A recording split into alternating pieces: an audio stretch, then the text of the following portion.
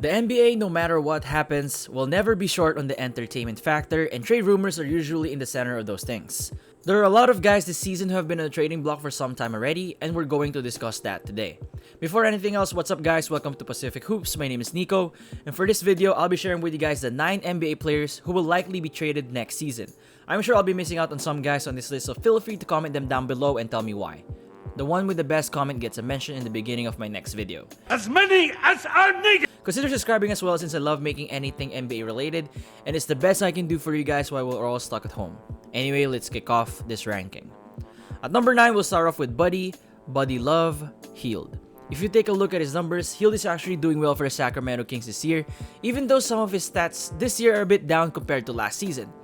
Anyway, what pissed off our guy was that after starting 126 straight games for the Kings, Hield was moved to the bench before the team's January 24 game against the Chicago Bulls. For whatever reason, the move has sparked the Kings to a 13-6 record and increased production from De'Aaron Fox and Bogdan Bogdanovic. Now, this drama didn't come from nothing. There were a few occasions when Walton would leave Buddy on the bench during close situations in the game, and of course, Buddy would obviously be frustrated on that one.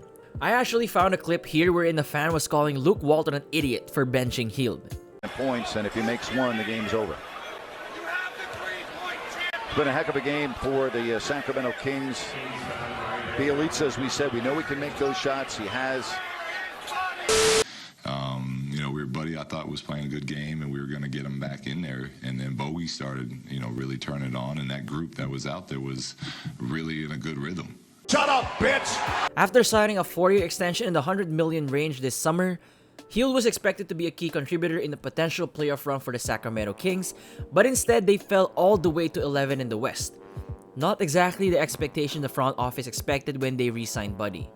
Whatever the case may be, this is a ticking time bomb waiting to explode, and the Kings need to deal Buddy while his value is still a bit high. At number 8, we have Derrick Rose.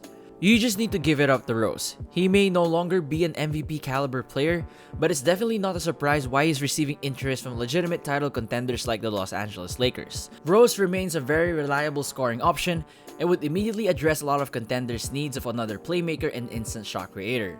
This season, the 31-year-old point guard is averaging 18.1 points and 5.6 assists while shooting 49% from the field and 30% from 3. At the age of 31, Rose is clearly an odd fit in Detroit, especially if they finally decide to trade Blake Griffin next summer and undergo a full-scale rebuild. They clearly put a high regard to Rose's name, and that's why they didn't want to let him go unless there's a first-round pick attached to the trade. However, with Rose on such a friendly deal, I'm definitely sure there's a contender out there who would be willing to let go some of their trade assets in order to push them over the top. Derrick Rose needs a ring, and he's not winning any with the Detroit Pistons. I just need to say that. At number 7, we have Julius Randle.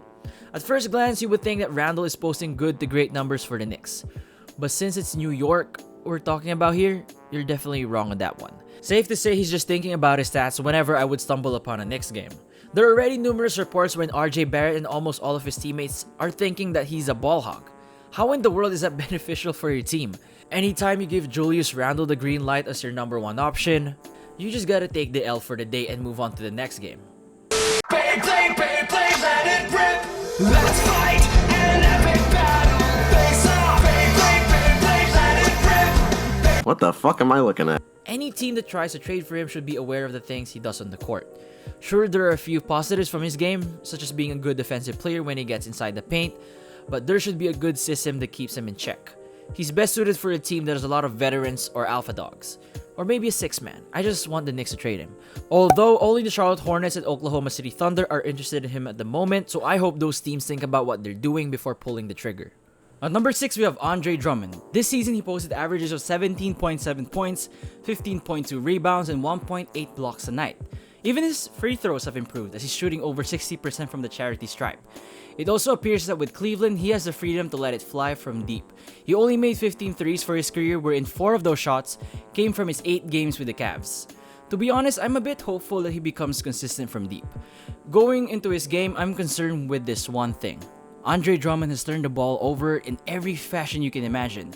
Poor entry passes, bad outlet passes, holding the ball a bit too long when doubled in the post, repeated illegal screens, you name it. If a center can turn the ball over with the ball in his hands or without it, Andre Drummond has found a way to do it. fucking ridiculous. It's something he showed back in Detroit in the absence of scorers and creators like Blake Griffin and Reggie Jackson. With minimal talent around him, he takes things into his own hands far too much, and unfortunately for him and the Cavs, that's been a failing effort so far. The coaching staff in Cleveland doesn't trust him enough to be on the floor as well, as he's only averaging 24.2 minutes per game, and with JB Bickerstaff as the head coach, Drummond hasn't even played in the fourth quarter yet. The trade for Drummond was bizarre in the first place, slotting him onto a roster with Kevin Love, Tristan Thompson, and Larry Nance Jr. With the poor roster construction, I really don't see him staying too long with the Cavaliers. At number 5 is Aaron Gordon. For me, Gordon is the odd man out when it comes to the Orlando Magic. I think they could actually get a pretty real trade package for him with 2 years left on his deal at a very reasonable cost due to the descending structure of his contract. Looking at their roster, AG is going to be the second best trade asset right behind Nikola Vucevic, while Jonathan Isaac now looks untouchable after proving his worth as a potential Defensive Player of the Year candidate. The 24-year-old forward has had a frustrating season. Injuries slowed him down early in the year as his scoring and efficiency plummeted, down to 14.4 points per game and 43.3% from the field. Gordon still has what it takes to be a two-way player. However, what's concerning is that Gordon tends to disappear from time to time, which is something you don't want in a supposed franchise building block. At 6'8", this is still an athletic wing that can still jump out of the gym and provide you highlight reel plays to get fans out of their seats. With him still being young, I believe all he needs is a change of scenery, and then his numbers will finally come back up again. At number 4 is Myles Turner. Turner didn't have a great year for the Indiana Pacers. Let's make that clear. Following a season wherein he led the league in blocks and was a candidate for Defensive Player of the Year award, he took a step back in points, rebounds, and assists per game in 2020 despite an increase in minutes. It is what it is. It is what it is. But most of it isn't entirely his fault. Because in the start of the season, the Pacers completely changed Turner's role in the offensive system this year on the argument of wanting to put Domantas Sabonis into the starting lineup. With Myles having the more accurate 3-point shot, he was the one asked to make the larger adjustment. He went from taking 25.1% of his shots from beyond the arc last year to 44.3% of his shots this year. An extreme adjustment in shot profile, especially for a center. It also didn't help that there's an obvious disconnect with the coaching staff. At 24 years old, Turner still has a lot of time to turn it around, but I really don't see him thriving with the Pacers.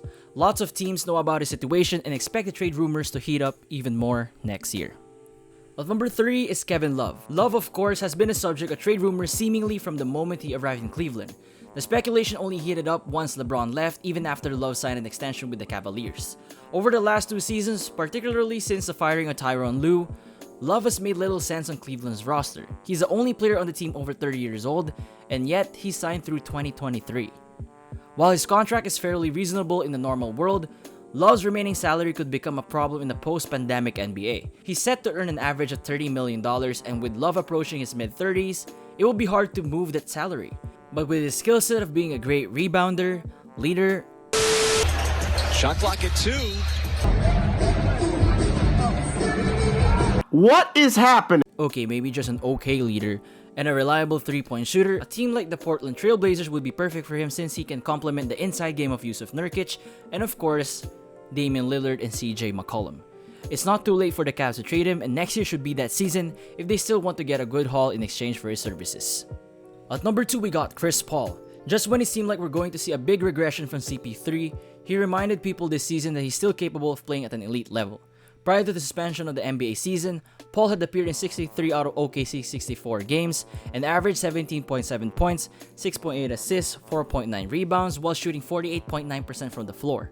The only 2 players to match or exceed those totals in each of those categories this season are LeBron James and Nikola Jokic. As a veteran leader of a Thunder team that has dramatically exceeded expectations, Paul has also played exceptionally well when it mattered the most. CP3 leads the entire league in clutch points with 144 and has shot a whopping 53.5% from the field and 93.5% from the line in clutch situations. Yeah, he has been awesome. It's safe to say that even at 35 years old, Paul has continued to be in tip-top shape, and his play this year is the main reason why OKC didn't trade him at the deadline. Next season is different though, since the only reason I see him staying with the Thunder is if they build a championship contender right out of the gate, which I don't see happening since the free agency class this year is weak and there are no franchise-altering players. With Sam Presti at the helm as one of the best GMs in the league, I'm confident that he'll be able to move Paul for the right price, no matter how much it hurts. And at number 1 is Bradley Beal. Beal is one of the most coveted all-stars in the NBA today.